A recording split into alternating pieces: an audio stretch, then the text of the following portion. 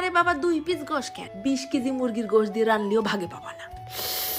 এরম একখান বিশিষ্ট ঝই লাগতো পদ হয়েছে। যেদিন আমার মনটা খারাপ থাকে সেদিন মনেরও মনটা ভালো করার জন্য এরাম একখান ঝালঝাল করে পদ রাইতে ভাত খায়। এই বেশি না, হাড় ছাড়া পোল্ট্রি মুরগির সাদা গোশ 3-4 পিস একদম কুচই নিছি। দিলাম আবার খানিকটা নুন, সামান্য একটুখানি হলদির গুঁড়ো আর খানিকটা ধনিয়ার গুঁড়ো, 1/2 ইঞ্চি দিছি থুকু, 1/2 চা চামচ আদা বাটা আর 1/2 চা চামচ রসুন বাটা।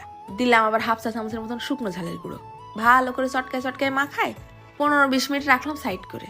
মুরগির মধ্যে ঝাল নুনটা ঢুকুক। এইবার নিছি বেশ মুঠখানিক পেঁয়াজ কুচি আর প্রায় বিঘে খানিক শুকনো ঝাল, একটুখানি পানি দিয়ে একদম সাফা সাফা করে বাইটে নিয়ে আসলাম। তারপর কড়াইয়ের পর ফেলাই দিয়েছি চামচ খানিক আস্ত জিরে, টাইলে নিয়ে গুঁড়ো করে রাখলাম। ওই কড়াইয়ের মধ্যেই ঢেলে দেবো মন খানিক সর্ষের তেল। তার মধ্যে ফার্স্টে আগে মুরগিটা ঢেলে দিয়ে একদম ভাজা ভাজা করে নেব। দেখো না, সর্ষের তেল তো না, মনে হচ্ছে কড়াইয়ের মধ্যে হুইল পাউডার দিয়ে কাপড় গুলাইছি। উঠোই উঠোই দেখতে হবে মুরগির গায়ে ভাজা ভাজা লাল রং হয়েছে কি। এরপর বেশ একটু মুসমুসে ভাব হলে তেলটা ছাইকে নিয়ে মুরগির পিসগুলো উঠে রেখে দেবো। ওই তেলের মধ্যেই ফেলাই দিলাম স্কুল ড্রেস খুলে নিয়ে আস্তে আস্তে কয়েক রসুন। রসুনটা অর্ধেকটা খানিক ভাজা হলে ঢাইলে দেবো ওই পেঁয়াজ আর শুকনো ঝাল বাটা। মশলাটা কিছুক্ষণ নাড়ে ছেড়ে ফস করে পুড়ে যাচ্ছে। তারপর আবার ওই ব্লেন্ডারটা ধুয়ে একটুখানি পানি দিলাম। খুন্তি দিয়ে নাড়ে চেড়ে মশলাটা ফাইন করে ভুনতে হবে। এই ফাঁকে দিয়ে দিলাম খানিকটা নুন আর 1/2 চা চামচের মতন হলদির গুঁড়ো। সেটারও কিছুক্ষণ মিশাই নিয়ে ঢাইলে দেবো ওই ভাজা মুরগির গোশ। মশলার সাথেও মুরগির গোশটা কিছুক্ষণ নাড়ে চেড়ে ভুনে নিতে হবে নে। মশলাটা খানিকটা ঢুকুক।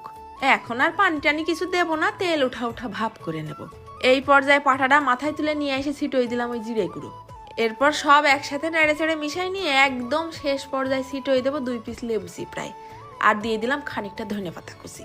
হয়ে গেছে রান্না। ঝালখোররা কনে আছে, ভাত নিয়ে এসে চুলোর পিঠে বসো। বেশি না, 1 চামচ তুলে দিবানে, খাইয়ে কান্তি কান্তি বাড়ি যায়নি। তো এই মুরগিটা কিন্তু শুধু সাদা ভাত না, রুটি পরোটা খিচুড়ি দিয়েও খাতে পারবানি। বাবা রে বাবা, কি যে ঝাল হইছে!